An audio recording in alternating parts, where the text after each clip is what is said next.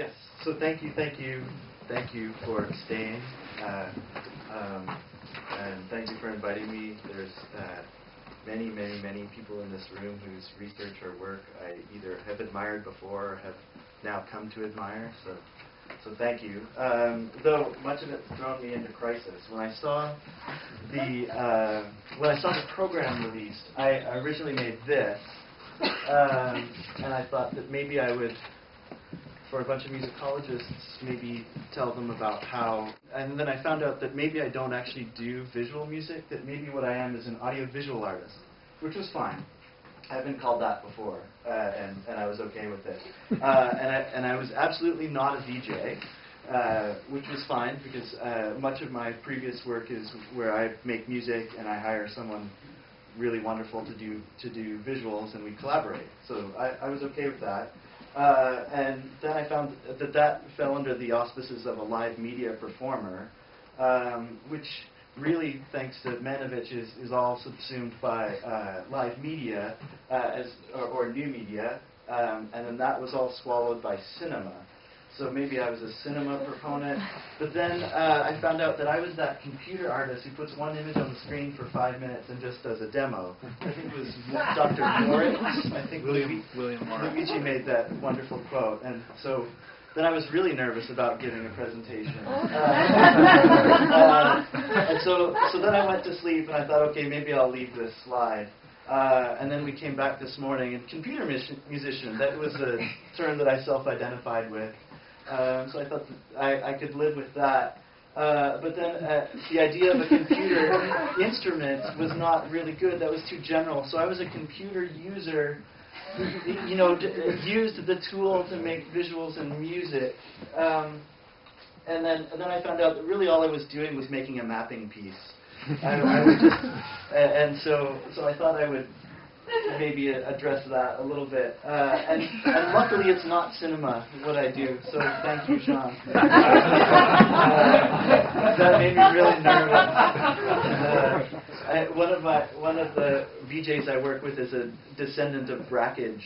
It was one of his last students, so it made me really nervous to think that I had anything to do with creating and Brackage, whose work I absolutely love. And that video musician, I really liked that, and it was of a certain type, so I was primarily musical ascendancy, so I come from it from a music first.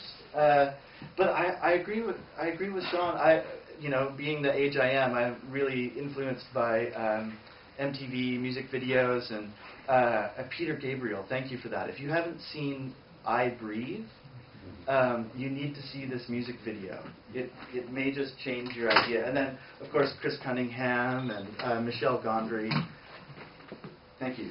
And then maybe I was a so-called media artist, and then my response to this is so-called media artist. Sorry? Why not just artist? Why not just artist? Well, yeah, and I have to put this up. So, I believe in laptop music, and I understand all the reservations, and my two responses are, the Stravinsky, I don't care, it's music, and it's making it by itself. The other one is I've found a solution that I kind of want to talk to you a little bit briefly about today, and it's the John Cage solution. Is after the chance pieces, somebody asked him, well, where do we go from here? How do we rescue music? And his answer was theater, and we move into theater, and not. And so I'll talk about gesture and things, but not in the way because as a quick anecdote, I think watching a clarinetist play. This is what you need to play the clarinet. This is rarely what you see a clarinetist do in terms of gestural language when they're playing. And it looks sort of like, I went to early raves, and it looks kind of like that to me. The other thing is, I resent the idea of this as a dehumanizing device, because for me, this is the greatest collaborative effort of humankind in terms of a tool. And there's more people involved with the creation of this than any other tool that I can think of. So I believe in laptop music. So this was supposed to be slide number 2. And so I'm a permanent instructor of interaction design. I'm at the Alberta College of Art and Design, which is one of the 4 liberal arts colleges in Canada, where I'm the head of the media arts and digital technologies. So I started out as a musician, got a Bachelor of Music. Then I was here at McGill for a couple of years in the music tech department. And then I have an interdisciplinary degree from University of Victoria, where I was between music, computer science, and electrical engineering, where what I did is I built my own electronic drums and performed on them, which is sort of the antecedent to what I'm going to show you today. Okay, so the work today really is a collaboration between myself and Clinker, who you may know as has performed at MUTEC, I think 4 times, which is maybe one of the more exhibited, I think one of the most exhibited artists at MUTEC. So I was very lucky to be in his company. So you're probably gathering some things about my personality already. So a lot of my work is for me. It's to sort of challenge what you're seeing, and so it's very slow, it's very minimal, it's very patient. It's very hard for me to make. It's algorithmic, it's process oriented, and that's done just for myself. I started doing this a long time ago when I was primarily self-identifying as a drummer, when I heard this quote by Trilot Gertu, who is this wonderful tabla player, percussionist, and so he said that the quieter you play, the harder they have to listen. You know, so it just resonated inside of me. So I came to visual music by accident. I'm very new to making visuals. I've been working with VJs for almost 10 years, but it's only been the past year where I've been making visuals. And I told somebody this story last night where I got booked on a gig that sounded really interesting, and then it was 5 months before the gig. I took it. A month after that, they said, okay, well, everybody now has to do their own visual component, and their own was important, and that was 4 months before the gig, and it had to be 15 minutes long. So all of a sudden, I made audio-visual work. So that was a little intimidating. So it makes me a little bit nervous to think that I'm going to really show you 2 things. I'm going to show you a little bit of code, I'm going to show you some video, and I'm going to show you 1 slide of math, which makes me a little nervous to do this in front of some of you who've demonstrated that you have really wonderful math skills. This was my original outline, so I'd like to thank you because I can get rid of a lot of it. We covered most of what I need to talk about.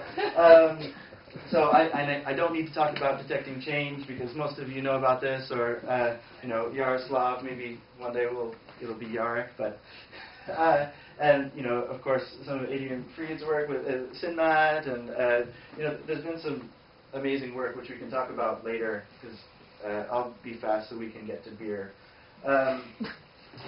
And so this project really, there's been 2 main performances. So the first year we did it, we prepped it for about 6 months, and then the week before, Clinker said to me, hey, I've got visuals. It was originally just an audio piece, and it was a half-hour audio piece that was very ambient, very slow. And so what he did is he projected a spectral analysis tool, just a timeline thing that rolled by. And what it did was is allowed the audience to have a visual cue into the idea of very slow changes that we were evolving. And I don't often perform for an audience like this. It tends to be more general public. So part of the idea of the performance was giving a general audience more of the cues. So the first year we did it, it was pretty didactic. It worked pretty well. I'm going to show you some of it. And what we did this year was we got contracted again for a half hour. We started from the beginning with the idea of it for visual music, and so I wrote the visual engine in processing. So the idea with a lot of my projects is that I play the drums, and I play with a partner and it's designed specifically to be duos, and that the partner will play laptop. And when my sound design and my gestural control ideas all revolve around a very simple one-to-one mapping, so that the audience can see that when I do this, a sound comes out. It may be a bink, a boop, or something that starts a very long ambient thing, but there's a very clear correlation from my gestures to sound. What it allows the audience to do is sort of by deduction. So, you know what I mean. They gather that every other sound must be made by the laptop musician. So our measure of success, or my measure of success for this, has always been after shows, people come up to the laptop musician, or in this case, the Clinker plays modular synthesizers, and ask how he does things. They never ask me how I do it. They might say whether they liked or disliked what I played. But they never ask me how. So I think part of it, we're on to something.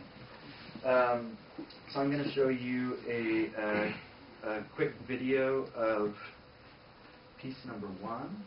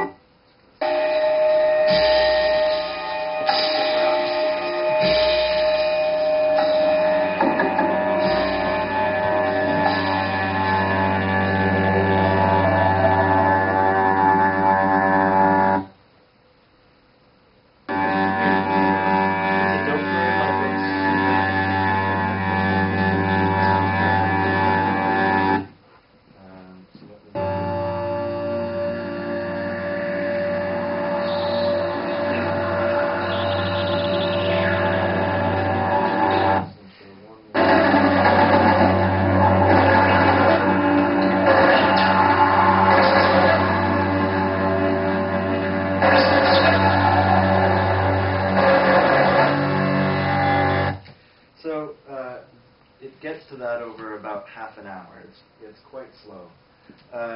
So having a visual cue seemed to be something that was very helpful. So this year, when we knew that we were probably going to do an audiovisual piece, we had some design goals of what we wanted the visuals to look like and how we wanted them to behave, and what we wanted. So what we really liked about the rolling timeline is it gave you this idea of memory. Is that the audience could correlate the past with the present. If anybody figures out a way to show the future, that would be really useful. It'd be great. We wanted something illustrative. We didn't want something as didactic as what we had before, but we still wanted there to be a strong link and it to really react to sound. So it had to react. And then we wanted to impose some of our own aesthetics onto this thing rather than just opening what we could find, like object trouvé. So I'm going to show you. It running quickly. Please excuse me. I tested my PowerPoint and I realized I didn't test this. So it is working. Okay. So it's a little hot, but you can see that what it does. This is we made sort of a. It's fine. So what we did is we made this timeline kind of idea, and the distance from the center timeline is actually a measure of spectral flux. So it's the this is pretty crazy, eh? So I'll show it to you in practice where it's a little more under control. So I made this other thing, which this will fade away in a second. This will be a little more mesmerizing for the end of the day. So what spectral flux will do is it'll tell you the difference from one frame to the next. It'll give you a number where you can measure that. It's often used for onset detection. Simon Dixon has a really wonderful paper that is a survey of multiple methods of onset detection that you probably already know if you know what I'm talking about. So the nice thing about the sound design is that Klinker's music is very ambient and it's these drones. And so and then with the second, he was doing a lot of pulsing things. So just looking for onsets in the time domain wasn't always really accurate. And so the idea with spectral flux is you look for something that's very different, and we're looking for onsets because theoretically, when you have these onset moments, it's a superposition of 0 to infinity sine waves. So you get, if you have a signal before it, you'll get quite a bit of deviation regardless of the sound levels. So it's quite a nice way to find onsets. So I'll just show you the giant donut, which is to address the idea of there not being form in this type of thing. This is a sonata form piece. So this is sort of plays on the idea of the first section. Okay, so you get the idea. So if you're interested, this is how you might express spectral flux. This is a very quick code snippet about how you might implement it. It's wrong. And it's wrong on purpose because in that Simon Dixon paper, he expresses spectral flux, and he says, well, you might rectify it, you might not take the absolute value, and if you look closely, you see it's not the absolute value of the distances between frames. And he says that sort of in empirical tests, other ways of doing the difference between these frames, so it's not necessarily Euclidean distance, between the frames actually yields better results. And so really all I did is I played around with this little block of code until I found that for this piece, that block worked best. It was a very rigorous process. So other things that the software does that was very helpful, it takes OSC. So in performance, we have a machine that's running the video. And then Klinker has an iPad with a bunch of sliders on it, and he can control the sensitivity. He can control the input volume, so he can control really how it looks based on how much input signal is given to it. And a lot of, which was something that we played around with a lot. That we noticed that not a lot of DJs were doing. Often they would set their input level from the DJ at setup time, and they wouldn't kind of modulate it, but you get some really great effects if you just change how much input volume you get. So you could do that. It's got this fake full screen thing, which you might find interesting. All of the code is up online at GitHub, so you can you can get there. It's all versioned. You can see for every show sort of my development process and silly comments to myself. It's all there. And so there's a small graphical user interface that sort of mirrors the iPad OSC control that's on my screen here that I found really useful for testing and simulating. So I'm going to show you quickly. How are we doing? 5 minutes. Okay. Believe it or not, very good. So I'm going to show you a video this year. And please excuse the shaky camera. I'm a very enthusiastic camera person.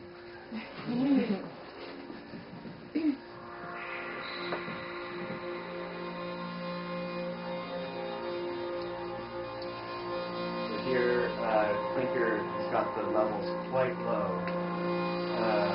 So really that band is just this little light across the screen. You can see that when I play, it's quite dramatic. Sort of regardless of pitch changes. He also, when his sounds are also, he can increase the amplitude so that his sounds by themselves have greater effects on the visuals.